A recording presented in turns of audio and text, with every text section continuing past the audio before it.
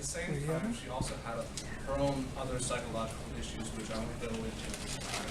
And if you have any questions, I'm going to reserve about 5 to 10 minutes near the end, so let me know. But I grew up with my mother, and by age 5, I was Can we get this clear?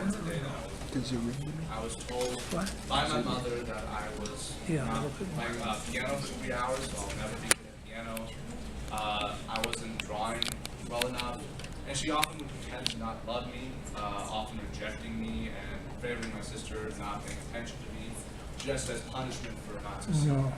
And so I grew up with that pressure from my mother, and so that developed into my perfectionism that I have today. And I actually also developed my own perfectionism outside of my mother's house. In school, I would sometimes cry when I couldn't draw in art class. Thank you. Kids sitting next to me. So I grew up with that, and by age 12, I moved out of my mother's house permanently and moved in with my father. And at entering high school, I had seen over 8 counselors, therapists, life coaches, psychiatrists, psychologists dealing with my mother and dealing with my own perfectionism. However, at about grade 10, and let's see, this is grade 10, I became more open about my perfectionism, and I started talking to my counselors and started talking to my friends about it. And I actually started talking a lot more to our school's talented and gifted advisor, Mrs. Sarah Bradley over there. And she actually called me the king of perfectionism. Yes. I created my own student health club. Oh, jeez. Well, that's not supposed to happen. This might happen for mine. Here we go. I created my own student health club based off of one of my favorite movies, The Breakfast Club. This was allowed students and friends to come together and talk about any issues they had, and it failed, unfortunately, because it was a liability issue. When you had kids, if they came in and they started talking about suicide or self-harm, other students weren't prepared to kind of handle those situations. So, unfortunately, I had to shut it down. But I still wanted to help other people with perfectionism.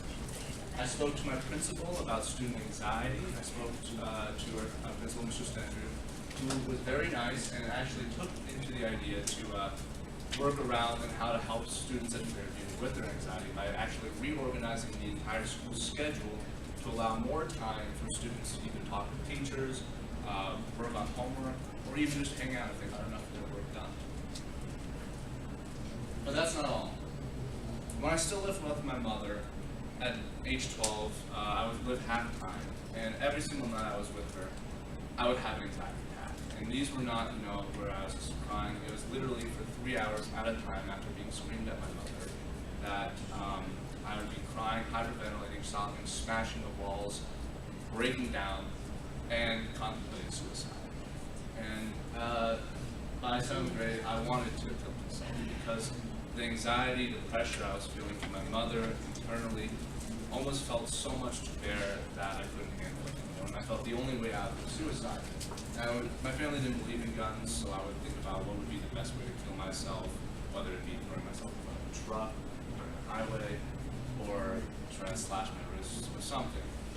And so the reason I'm mentioning this to you is not to incite pity for me, it's not to make you feel bad for me, is to show you that I'm going to be talking about more intense stuff about what perfectionism can cause, and I want to show you that I do have experience in a little bit of the darker side of perfectionism.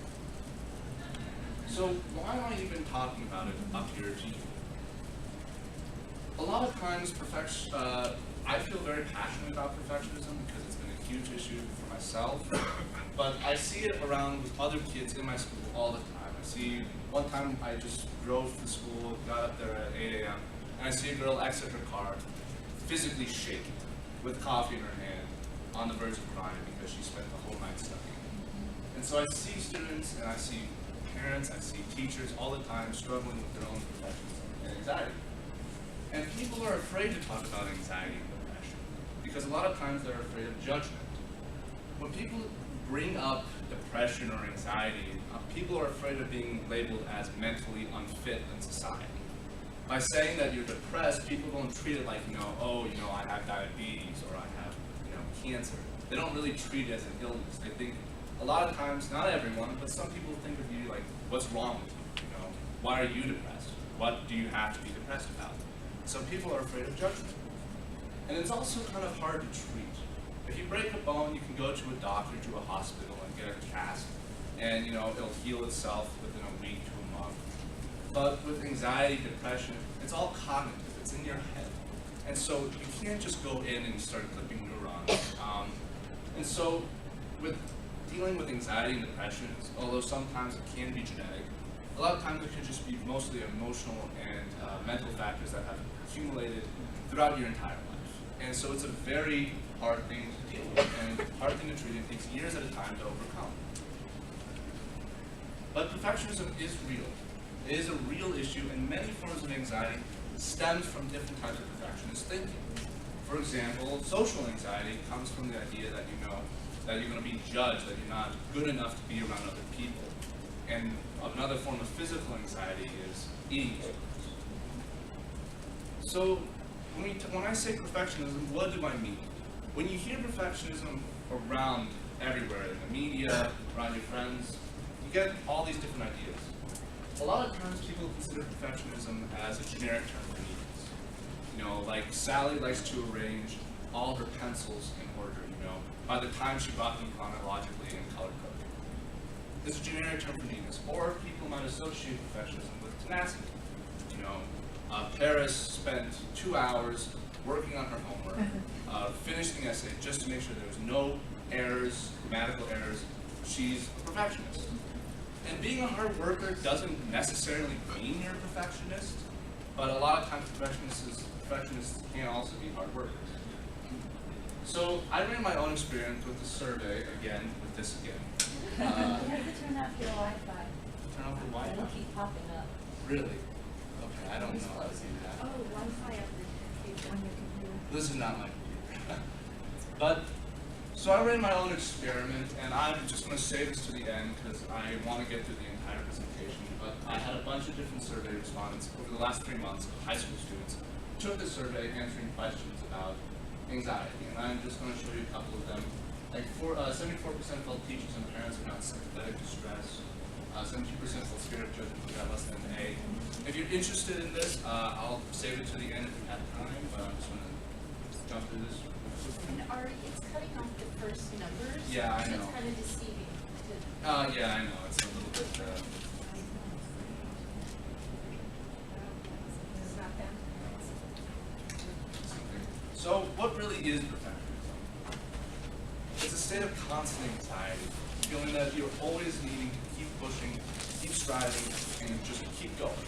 And it's not really taking a break. It's not really understanding, there are other things in life.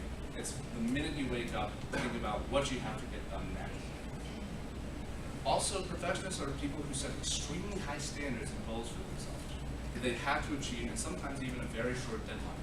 Not only that, but they set these expectations for other people, their friends, whether they're working in a group, or whether they're hanging out with people, or if they're dating, they expect your friends, your boyfriends, your girlfriends to meet this image of the perfect companion. Then there's extreme fear of failure and criticism. A lot of times for people who are perfectionists, by failing, you realize that that you may not be less than perfect. And this almost shatters their whole identity of being the intelligent student, the talented, the musician, the athlete. And so this failure shatters their own self-image, and they'll do anything in their power to save it. And so they'll often, get angry if you criticize them. They'll do anything like work up late nights practicing just to avoid failure. And again, that ties in with the fear of exposure as frauds. They're afraid that by failing, you're going to reveal yourself as someone else. That this entire time I built myself up as this talented, amazing student, amazing friend, and by doing this one mistake, everyone's going to see me for who I am, a fraud. And so how are gifted kids connected? Gifted kids are raised being told that they're smart. A lot of times at an early age, gifted kids are identified as early as elementary school. And they're being told that they're, these are the top, you're one of the top students. You're one of the most intelligent, the most artistic. And so they excel early, they get good grades in elementary school. They do well in their competition. But then as life gets harder, they start, messing up. They're up against other kids who are also very talented. And so they'll make mistakes and they'll fail. And this often leads to kind of, again, an identity crisis where they realize that, I'm no longer the most talented student. Who am I? And so they'll do anything in their power to make sure they don't feel that embarrassment again. So what's the difference between perfectionism and striving for excellence? Striving for excellence is working hard, but understanding that you're not always going to be at your best. That you're going to work hard, but realize that sometimes, in some days, you're just going to make mistakes, and that is okay. Understanding that accepting failure does not necessarily mean striving for failure. And then you also understand the importance of things outside of success. It's the whole student, it's the whole person, that other than, being the best, doing the best in math or the best in science, you have friends, you have family, you want to learn a new hobby, you want to read, or you just want to have some time to yourself just to think. So how do people become perfectionists? And there's many different ways, but I'm going to talk about parents and teachers, and this is not to call out saying, all parents do this, but there's some parents who exhibit this kind of behavior. So, a lot of times the pressure that comes from parents are coming from their own insecurity. The parents, when there's your firstborn child, your parents have never raised a child before. They've only, maybe they might have adopted a child before, but most of the time they just either read it from books, their own intuition, advice from friends, but they're doing everything in their power to make sure that, I'm going to be a good parent, and I'm going to give my children the best opportunity that they can have. And it comes from a good place. Their push to achieve comes from a good place. It comes out of love, that they want to see their children have the opportunities that they never had, But sometimes, again, this happens. But sometimes they don't know where to draw the limits. For example, living vicariously. A lot of times parents, again, are trying to come from a good place and trying to give their children the opportunity that they never had. For example, my mother never played a musical instrument. She loved music. And so one day she saw me tinkering on the piano, and she goes, you know what, I'm going to sign them up for lessons without even asking me whether I wanted to play piano or not. So she signed me up for lessons and would scream at me to practice piano after like an hour, 2-hour lesson for 3 hours at a time. At age 6. And I wasn't even allowed to take a break. I wasn't even allowed to go read, go outside, hang out with friends. I had to practice.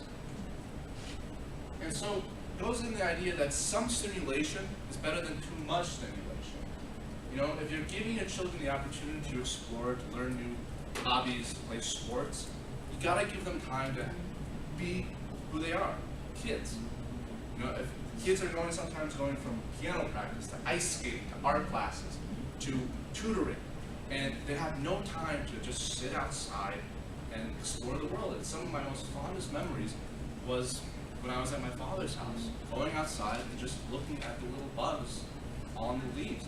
And that essentially was what fostered my love for biology. It's why I want to study biology, because me playing outside. And so there's also the idea that our love depends on you doing well. And sometimes some parents will, again, reject their love to show tough love, saying, I'm going to show you that, I want to see you do well. And so I'm going to pretend, the only way to get happiness, the only way to get my affection is if you achieve it. Then there's teachers. And sometimes, again, not all teachers do this, but there are teachers who do exhibit favoritism. They'll pick out a student who they enjoy the most. And this often causes other students to feel neglected. And so they'll do anything in their power to try and look good in the eyes of the teacher, and this can cause a lot of stress. And sometimes teachers are also not sympathetic to stress. I one time went to a math teacher saying, I was having a little bit of issue with anxiety. The homework was kind of tough, and I was wondering if you had any idea how I can, handle it. And I told this under a whisper in confidence, and then he yelled at me saying, I can't do anything about your anxiety in front of the entire class. And that was very embarrassing for me. It made me feel really bad. And so sometimes teachers are not sympathetic when students approach them with their own issues. So are you a perfectionist? So there's some symptoms of perfectionism, and I'm going to start with the cognitive part, and this is one of my favorite parts, the cognitive area. All or nothing thinking. This is a very common perfectionist, common cognitive error. Basically, it's stating that there is no in-between. There's only a first place and a last place. So if you get second in a competition, it doesn't mean that you did really good that you got second place in competition. It means you failed. Or if you had a goal to be in all 10 clubs in your school and you only got 9, it doesn't mean you did really good. It means you failed. And so, an example, kind of a measurement of how perfectionists might view success. And it's actually common for parents to encourage because it looks like tenacity. It looks like drive to succeed.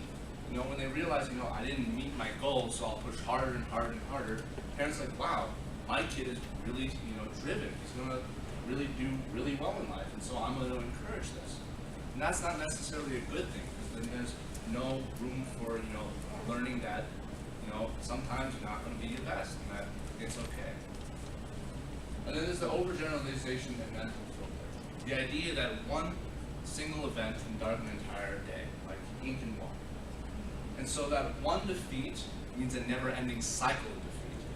One bad grade in your math class will ruin your whole entire day, and you feel like a failure for the rest of the day, saying, you know, I got a bad grade in my math class, and I only got a 97 and not a 98 in my LAS. Then there's jumping to conclusions and emotional reasoning. There's thinking that you'll anticipate something is someone is acting negatively towards you, or something will happen in the future that is negative based on conjectures with no evidence whatsoever.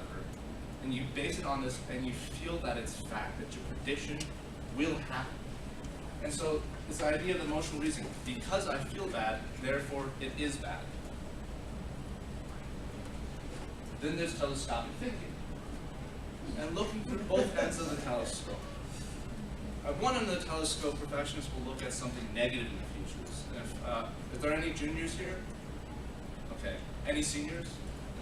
So there's college apps, SAT. If you're thinking about that, you look at something very dark, something that seems a lot of stress in the future, and you magnify it, making it seem a lot larger and a lot scarier than it really is. And when you come to that point, you realize it's not so bad. At the same time, perfectionists can look at the other end of the telescope, looking at things that are, you know, positive, you know, something that they've accomplished in life, and they'll say, you know, it doesn't count. If I focus on all the things I've done well, I'm going to get too distracted and not focus on the future and keep pushing. And that's also a bad thing, because if you don't take time to relish in your achievements, you don't really have time to build up your own self-esteem, your own security about who you are. And then there's should statements. This is this statement where you're late at night, working hard, and saying, you know, I should finish this project instead of going to sleep.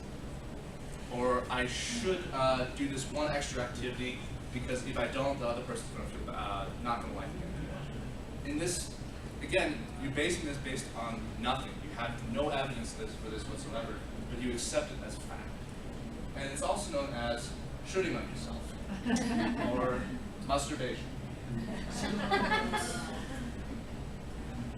And then there's personalization and excessive guilt. A little story was when I was young, when I was about 7 years old, I would go again from my mother's to my father's house, and my father would say that I would say sorry this every other sentence. I would say sorry, saying, you know, I'm sorry I didn't say that, I'm sorry I didn't do well. And one way he used to help me stop was saying, okay, every time you say sorry, you give me a quarter. And I didn't have a lot of money as a 7-year-old, and I wanted to buy candy, so I was like, okay, I'll stop. So, but it's the idea that you're blaming yourself for things that are beyond your control, that things you're not really, that's not really that bad. You know, if you say no to someone, you might feel that, you know, I'm letting that person down.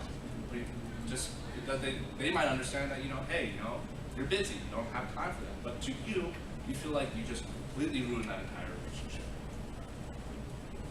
Then there's this, not a cognitive error, but this is another kind of cognitive part of mind. And it's the idea that, you know, there's an identity crisis. Perfectionists might describe themselves based on, you know, I'm a straight A student, or I am award-winning athlete. And so when they mess up, when they don't get a good grade in class, some kid might call out, oh hey, Sally didn't get 100%. That kind of feels bad on them, saying, wow, I'm not a straight A student, I'm not the 100% student anymore. Or people going to start judging me differently. They're not going to think of me as smart anymore. And so they'll do anything in power, again, to prevent that embarrassment from happening. And they'll put their goals first and lead to sometimes workaholism, where they put off their friends, their family, their health, sleeping, exercise, and do anything in their power to make sure they don't have to feel that embarrassment again. And then there's the procrastination and fear of failure. And it's kind of funny to think that perfectionists can also be procrastinators. But procrastination tied in with perfectionism, it can be maybe they're just so burnt out from working so hard that they just don't want to do anything anymore. But it's also the idea that they're afraid of working on a project because they're not going to do as well as they did in the past. I'm not going to write as good as an essay, so why even try? And they'll put it off as long as they can, and then when it comes time to turn it in, they might not even turn it in because they're saying, I don't want my teacher to see not my good work, my bad work. Then there's also the inability to take risks, to try new hobbies, to meet new people because you're afraid of embarrassing yourself. Did anyone see the humor and education session before? He talked about how, as an adult, we have this thing called fault, the fear of looking like a fool. And a lot of professionals can actually develop this fear at an early age, and they're afraid of looking foolish in front of friends and becoming less than perfect. Then there's anxiety attacks. It's very common for also perfectionists. And it can come in different forms. It can come in just crying, punching something. For me, it's all of the above. And so it's when the anxiety builds up to the point where it reaches a cathartic state, where you're screaming, you're crying, you're hyperventilating, you're punching a wall, something just because the anxiety just builds up so much. Sometimes this anxiety can also lead to depression. The idea that, I just don't feel good anymore. Nothing in life seems good anymore because I'm so anxious all the time. And you can't take joy in life because you're feeling so tired, so overwhelmed. So those who had experienced depression might recognize the feeling of engulfing darkness, or carrying that darkness with wherever you go, putting on a plastic smile. And then sometimes depression can lead to suicide. And again, suicide, to some people religious people, suicide is one of the greatest sins that a person can commit. But someone who has experienced suicide, you feel that, you don't want to do it, but at the same time, pain is so much that you feel that the only way out is suicide. And as someone who's experienced this, who's contemplated it, and I'm not going to lie, after moving out of my mother's house, my suicidal thoughts didn't stop. I still have suicidal thoughts. But I want people to know that suicide is never the answer. Like it says, it's a permanent solution to a temporary problem. Life does get better, and life comes in with good parts and bad parts, like a roller coaster. And again, how would you know what is good if you didn't experience the bad? But the roller coaster always gets back up. And then there's physical symptoms of perfectionism. Stimulants. This includes caffeine, Adderall, 5-hour energy, monster drinks. And withdrawal symptoms, perfectionists use this because they want to keep pushing to the limit where they won't give up. And so withdrawal symptoms can lead to fatigue, depression, and disturbance of sleep patterns, and repeated abuse can lead to irritability, fear, like paranoia, and hostility, and even psychosis. And quick story was I took 5-hour energy one time to do a practice SAT. And I took this, and I never tried 5-hour energy before. I don't like energy drinks, but I wanted to see if it would work. So I took 5-hour energy, and on a Saturday morning during the practice SAT, and I tried to power through it, and I didn't work. I felt really tired. I was having a hard time even just finishing the test. And I go to my father, and I was like, Dad, this didn't work. He goes, Ari, you're physically shaking.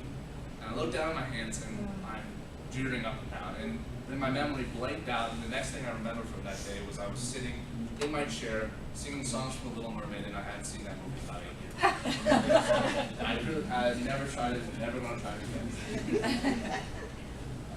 Then there's lack of exercise. Perfectionists might look at exercise as a waste of time. You know, if I'm exercising, I'm not working, so I'm not going to exercise.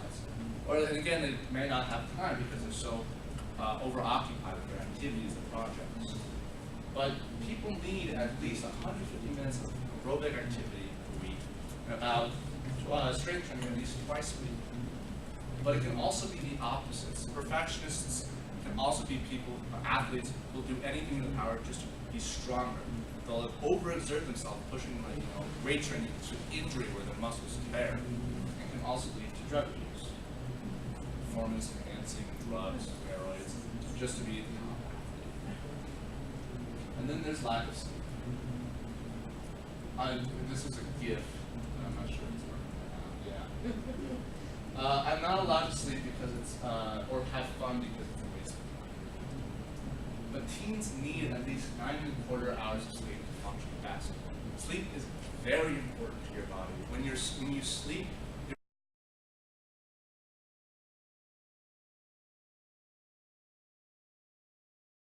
self-harm. Again, it's the idea is that the pain, the emotional, mental pain builds up so much that you've got to try to distract yourself by cutting yourself, trying to get rid of the pain. Also, people might do it because they want to punish themselves for not doing good enough. That I don't feel that, I don't deserve to have the skin. I feel like I should just cut myself because I'm not a good person. I'm not a good student anymore. And sometimes it's even seeing the blood. If I can actually cut myself and make myself bleed, at least I succeeded in something. And then there's social. Insecurity and high standards. Sometimes professionals, again, have high standards for those around them. When you work in group projects, you expect your group mates to do just as well as you, work just as hard as you. And that's not always the case. And so you often can lead to humiliating them, in class, saying, why are you such a bad group, why are you such a bad partner? You're not working hard enough. And you can criticize them because they're just not good enough. And also there's low self-esteem, the insecurity that you're not smart enough. And because of that low self-esteem, you'll try and compensate that with excessive arrogance. Who knows that, maybe with students, who knows that one person in class, and I know I was a condescending jerk in sophomore year, but who knows that one student in class will always answer questions regardless of the situation. And he'll always try to make a comment over the top without just making it saying, you can say it in 2 sentences, but you took at least 10 minutes to say it. So this arrogance can actually lead to alienation, from friends, from your classmates, an attempt to show you're good enough because you make other people feel bad when you're around them. For example, the first person to flip over the test. I'm better than you!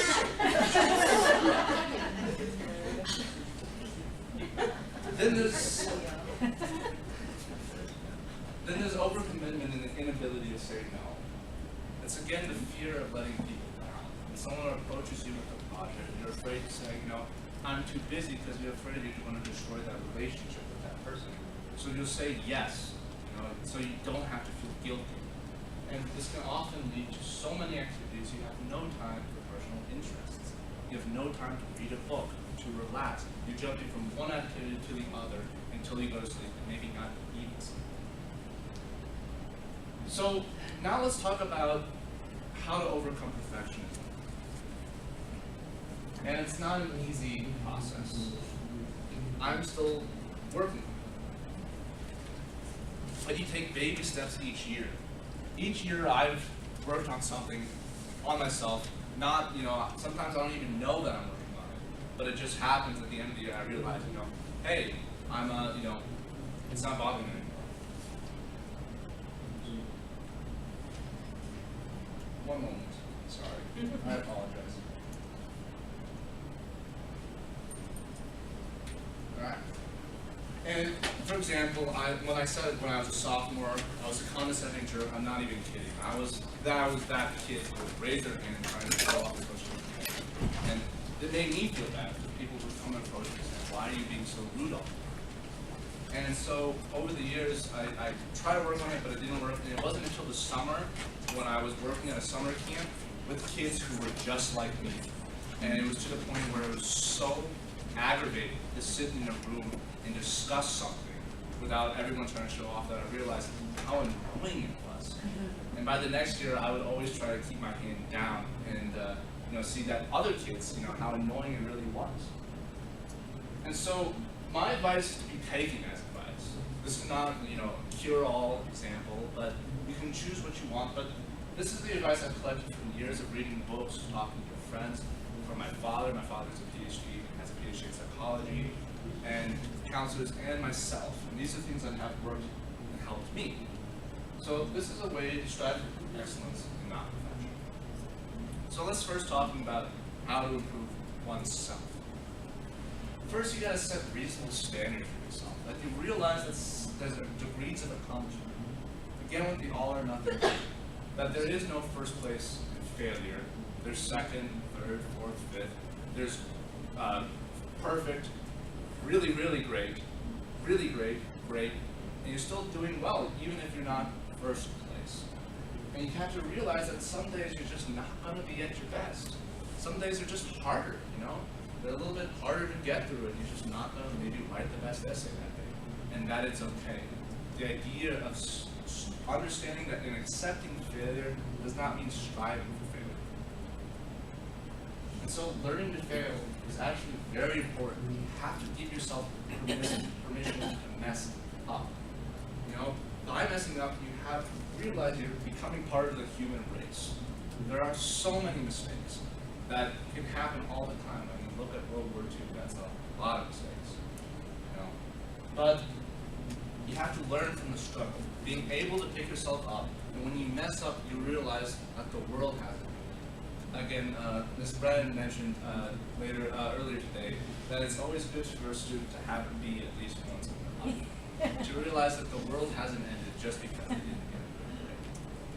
And when you learn from the struggle, you have a new perspective on life. Say, hey, I'm doing okay. I'm still a good student. Just because I didn't get a perfect grade, that doesn't mean I'm any less smart. It just means, I just didn't do that good on this task. But I'm still a good student, and I'm going to keep trying. For example, Michael Jordan did not make the varsity basketball team when he was in high school. And instead of, crying about it, he worked hard, and later made the team, and is now one of the most well-known basketball stars in the world. And by taking risks, you also can learn something new about yourself. If you want to take pottery, but you've never done it before, and you're afraid of embarrassing yourself, but you actually just say, I'm going to forget about that. I want to learn. I'm going to try. And yes, you're going to embarrass yourself the first couple of times, maybe privately, maybe publicly, but that's okay. And over time, you realize, hey, I actually really have a knack for this. For example, I do magic tricks, and I was awful for the first 3 years of starting it, But then I still loved it, and I still want to try it, and so I still do magic, and I've gotten better over the years. You gotta especially learn to laugh. You can start easy. You can watch movies, funny movies, or play games like Cards Against Humanity. For those who don't know, look it up. I'm not going to explain it. But once you can learn how to laugh, you then move to learning how to laugh at yourself. And I'm going to tell you a really funny story. So again, it's another SAT story. But this was not like an SAT practice test. This was in January, my first SAT, national SAT. And I studied the whole night before, and I only got like about 5 hours of sleep. I drove to the college campus, the CD campus, to take the test. And I get in, and I'm so tired, I said, okay, I'm going to take half a caffeine pill. And then halfway through during a break, I snuck another half a caffeine pill. And I kid you not, on the national SAT, the one I paid for, I fell asleep during the 8th section of the test. I fell asleep on my desk for about, 5-7 minutes, I don't even remember. And I woke up and I was told that I had 3 minutes left to finish that section. And I panicked and I just zipped through it. There was a math section. And I zipped through it, just trying to, and it was also a free response, just so you know. So I zipped through it. And needless to say, I didn't get a good grade as I wanted to. But looking back, it's kind of a really funny situation to see what my anxiety can lead to. Then you gotta be able to reward yourself. By rewarding yourself, you take the time to relax and appreciate the accomplishments you've done.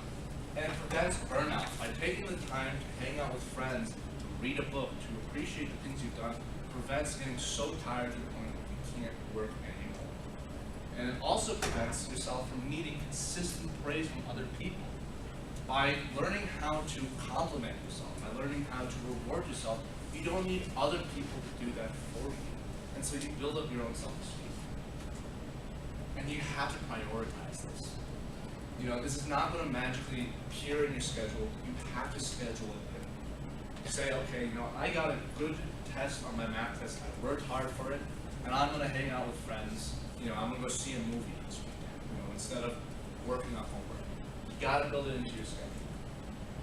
And you have to be able to accept the praise. It's like accepting a gift. If you reject someone's gift, it's insulting to the gift giver. If you don't believe it, the compliment at first, fake it. And eventually you start, to say, okay, maybe I'm actually a good person. You realize that you do deserve that praise.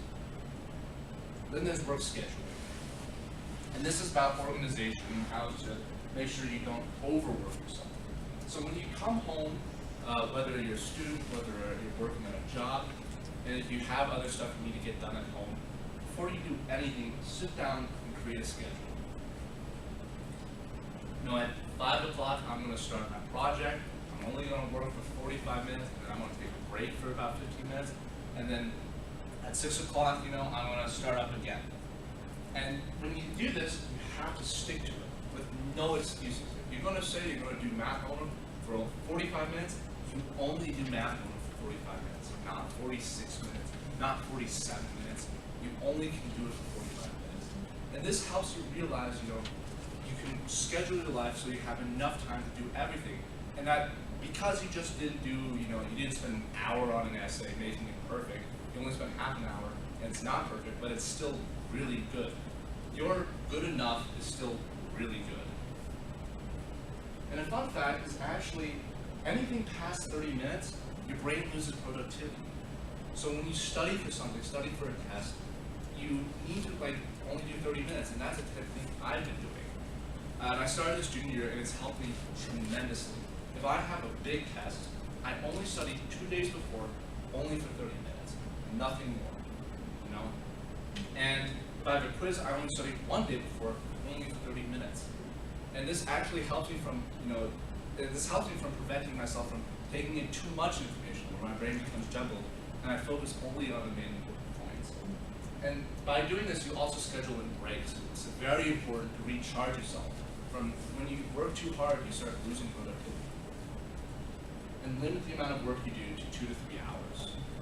Nothing more, because you need to sleep. You need to have time to hang out with friends. You need to exercise. There's other things important in life to do. And then there's leisure and life scheduling. Again, you have to treat it as a priority, not a luxury. It's not going to happen in your life. And maintaining relationships in life is really hard work. It's not just going to happen magically. So if you're going to hang out with friends, if you're going to exercise, you got to build it into your schedule. You can't treat it as, I'm going to exercise when I have the time. It's just, I'm going to exercise these days of the week. And then overcoming cognitive errors. This is the stuff we talked about, the should statements, the all or nothing thinking. First, you got to realize, is what I'm thinking true? Am I basing this on fact, or is I'm just feeling it? And then you have to have an attitude change. Think more optimistic, Are you saying I should finish that essay, say, well, it's not a perfect essay, but it's still really good. It's reflecting who I am, and it's a really good piece of work. And then you gotta identify that it is that you're saying, wait, this really is a should statement, it's not really a fact. And then you gotta treat yourself as you would treat a friend.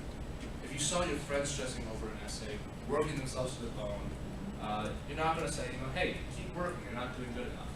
You're going to say, hey, take a break, get some sleep. So why can't you do that for yourself? And you got to learn to say no. And it's very important. You have to implement a 24-hour pause. When someone comes up to you with a project, you got to say, give me some time to think about it. By implementing this time, it prevents you from having that insecurity or fear of being rejected and automatically saying yes. And when you say no to someone, you have to say it with authority. Don't be mean, again, say it with grace, but you have to be firm about it. You can't have maybes, because they'll latch onto that, and they will not let go. So when you say no, you gotta say no, saying, I just don't want to do this. And this will actually build respect for you, because you can actually show people that you can't be pushed around. And in the end, no one really gives a darn.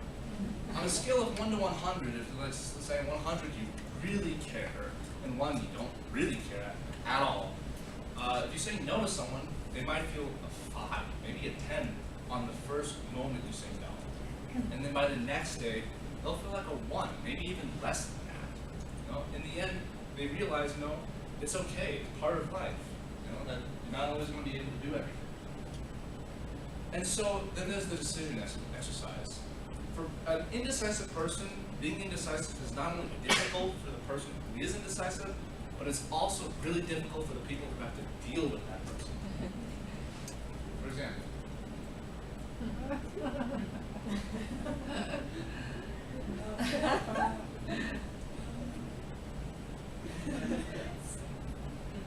So an exercise that was taught to me by a friend was when you have certain activities going on in your life, you have 2, 3, 4, 10 going on in your life, sit down, take 5 minutes, 10 minutes if need be, and instead of thinking about the pros and cons, don't think about that, because it's just going to get your brain all muddled up, because you say, okay, this one has 10 pros, but then it has 7 cons, this one has 8 cons and only 5 pros, it's just going to confuse you.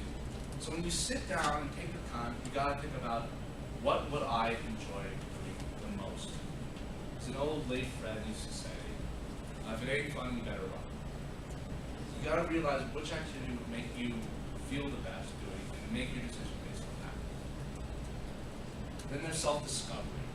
You got to realize that it's very important to take time to learn who you are as a person, what you want in life, what are your dreams, what are your goals, what issues do you have, and what are ways to overcome them. And this is as you can tell, I love the water, so I have a lot of water pictures. I like to go meditate. Meditating is an awesome way to take time to think about who you are and your life. I also like to take walks out in nature. I think it's a very beautiful time to appreciate everything around you. Yoga is another awesome way. Maybe listening to music, classical music is usually better, but I know some people don't like classical music, that's okay. But you gotta take the time to really learn about what you really want.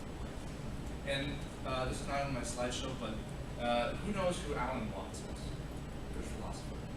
Okay, well, he was an amazing philosopher, and there's a video, if you can't have time, it's about 3 minutes long. Look online, it's called What If Money Was No Object? Amazing talk, and it really realizes, that it's the importance of learning what you want in life and doing what you want. And then how to get others to ease up on you. Okay, great. Don't bottle up emotion. Girls, it's okay to be angry. Guys, it's okay to be sensitive. Don't bottle up, because it's going to explode and it's not going to be fun for anyone. And you got to decide it's necessary to talk. Again, it's not going to magically appear. Your parents are not always going to come up to you and say, hey, let's have a talk about your feelings. You got to make that first move. You got to go up to the person, your friend, your teacher, saying, hey, I want to talk about this. I'm not feeling good. And I really feel it's necessary. And then use I statements. If you come at a person saying, you're a jerk, you're doing things mean to me, you're putting so much pressure on me, you're doing all this, they're going to get into defensive mode. They're going to try and push you out and not going to listen to anything you say. So when you go approach someone, you got to use I statements, saying, I feel bad when I get this pressure, get too much, homework. It makes me very stressed. I was wondering what ways you could help me with that, ways to reduce it. It puts it on you, and it doesn't attack the other person, and they're more willing to And you gotta confront the person when you guys are both angry. Not when you're both angry, not when you're both tired, because again, that's not going to turn out as well. And it's okay to prepare suggestions. You know, if you go to your teacher saying, you know what, hey, can you maybe not assign 50 problems a night? You can prepare suggestions, but you gotta be willing to compromise. It's not going to happen. The person's not going to immediately accept what you're saying. So be polite and stay calm. Very important. If you're gonna be frantic, it's gonna come off negatively on the other person. And then you gotta be able to accept that. Many people care about your well-being. 3 years ago, my neighbor committed suicide. She was a girl way younger than I was, and she committed suicide. And recently, a girl at my high school also committed suicide. And it's very sad when that happens. So it's very important to realize that there are people who care about your well-being. There are people who love you, who care about how you're doing, and they want to know how they can help. And so you gotta be able to accept that help from other people because they only care about you. So you gotta also know the warning signs of stress. If you're feeling really tired all the time, if you're feeling that you can't have fun in anything you do anymore, and when you have extreme warning signs, immediately reach out to someone. If you can't reach out to your parents, reach out to the police, call 911. If you have a friend, call 911. Don't just say, you know what, hey, if they ask you to keep it a secret, don't keep it a secret. It's really important. Go call suicide, self-harm, eating disorder, helpline, even the hospital. And this is the movie called, and it was written originally a book called, it's kind of a funny story. It's about a guy who wanted to commit suicide, but didn't want to at the same time. He entered himself into a mental ward and really learned about who he was. It's a very sweet movie. Zach Galifianakis, really funny. That's my opinion. But I think it's a really good movie if you have time to see it. Parents. So parents, when you have your children, you gotta reward them for the success. You gotta support it.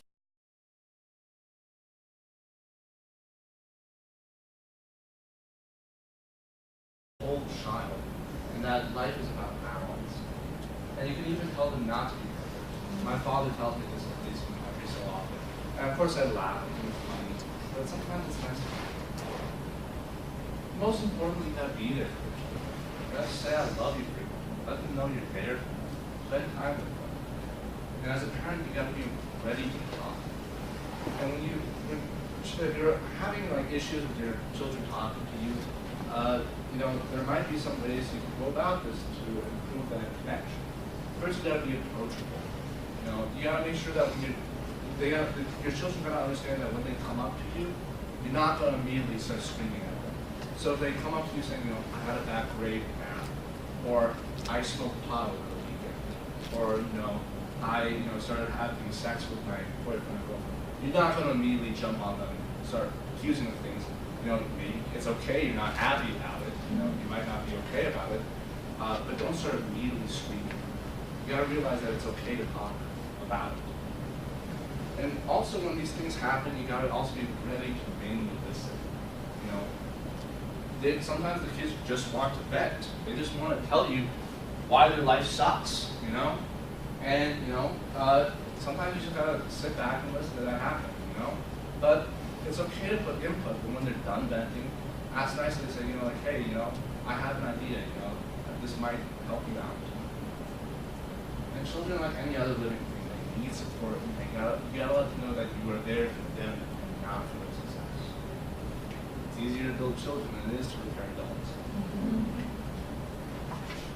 Finally, teachers. You gotta set limits on work and be aware that students have, activities outside of their life. If you're going to if a teacher signs an hour homework each night, and the student has 6 other classes, that's 6 hours of homework. But of course, they're not going to do that. And they're only going to spend a little bit of time on it, so their performance might not be as good as possible. And so you gotta say, I'm going to say, you only get 30 minutes of homework to do this. Or if you're going to say, I want you to annotate, don't annotate every single page or every single word. Say, I really want you guys to focus on characterization. So I only want you to focus on characterization. If you have an essay, you can say, write enough to cover the topic. To a perfectionist, that's 25 pages. So you say, I only want 1 page with one citation. And you also encourage critical thinking. Not all teachers do this, but I know I've had some teachers who teach based on their own opinions, saying, you know, this is the way I think, and you should actually think the same. Encourage questioning. You know, questioning leads to new ideas. If they challenge you in class, you know, maybe they are, you know, maybe they're doing it rude, and you can talk to them about that later. But don't immediately shut them down for asking questions.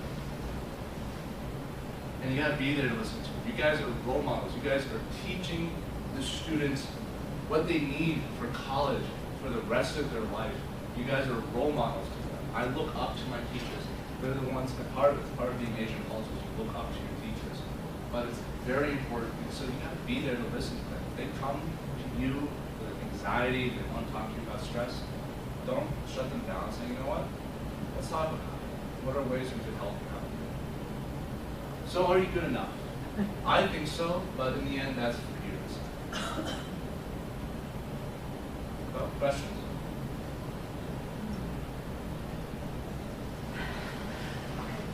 From a parent standpoint, so if you have, you know, say that you've done your best on something and you turned in an assignment and it wasn't, maybe you spent the hours on it and it wasn't given the grade that you thought it should have had, or so you feel like a failure because the person didn't give you the grade that you thought it was worth. So then, how should a parent support the child who feels like they've given it their all, but it wasn't enough?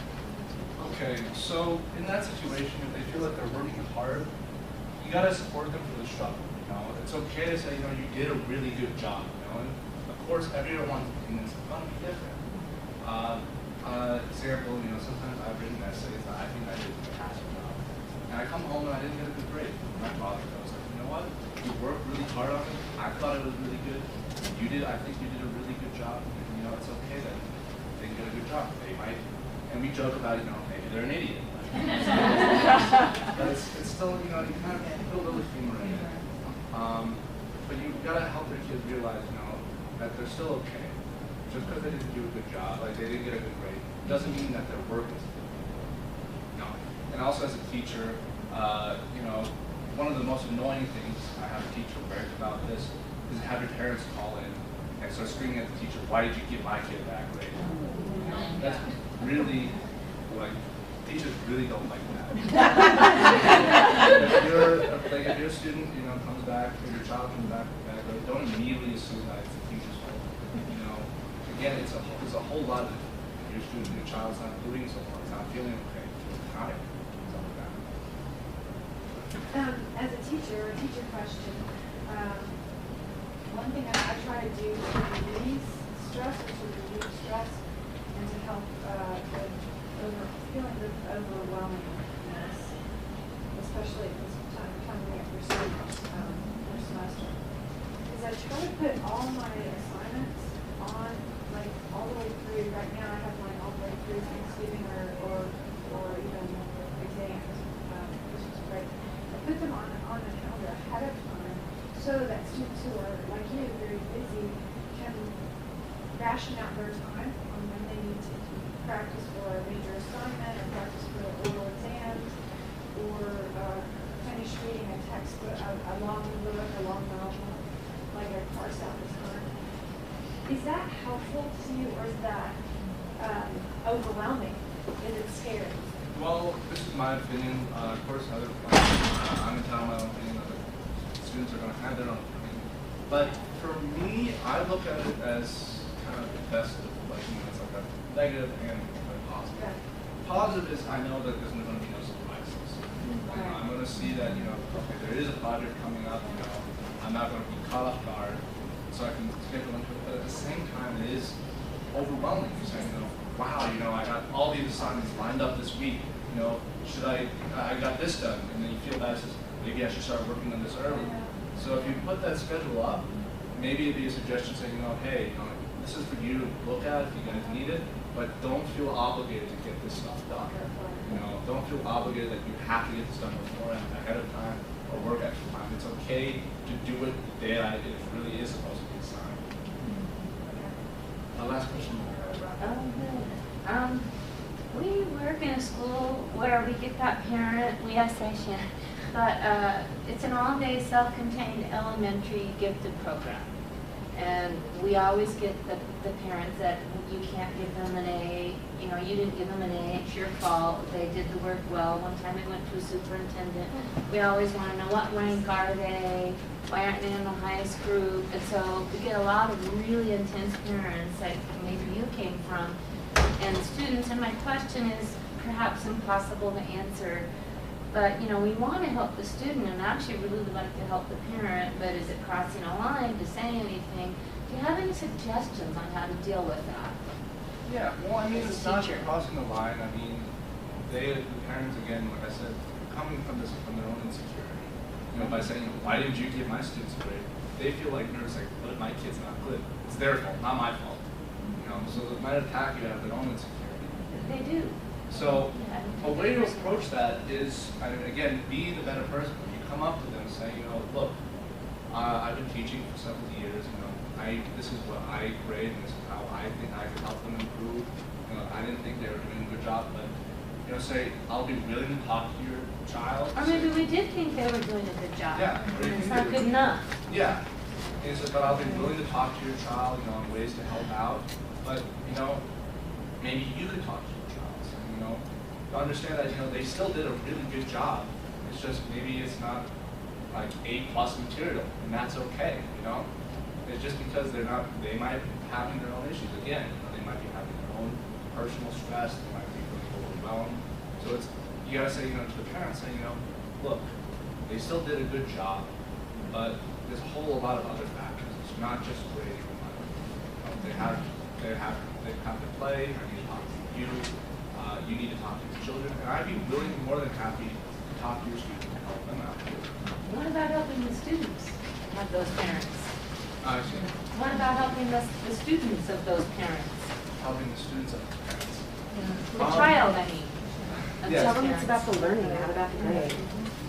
When you go to helping the students and the parents, you gotta, again, as the parents, some people, as you know, are very tough. They're not gonna listen to you, regardless of the situation. You know, but you can go talk to the parents if they're coming up and approaching you, saying, look, you know, talk to them.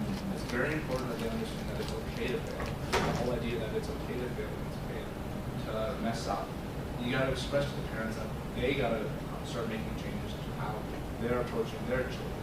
If you talk to the children, you gotta, in class, if you notice that a child's having a hard time, encourage them, saying, look, you know, it's okay. You're okay. You're still really smart. You know, they might not get that support from the parents, but you can be the support from them. And so I'd like to leave you with one last thought. You can either go through the rest of life, you know, being in a state of constant anxiety, or today start striving for excellence. Thank you.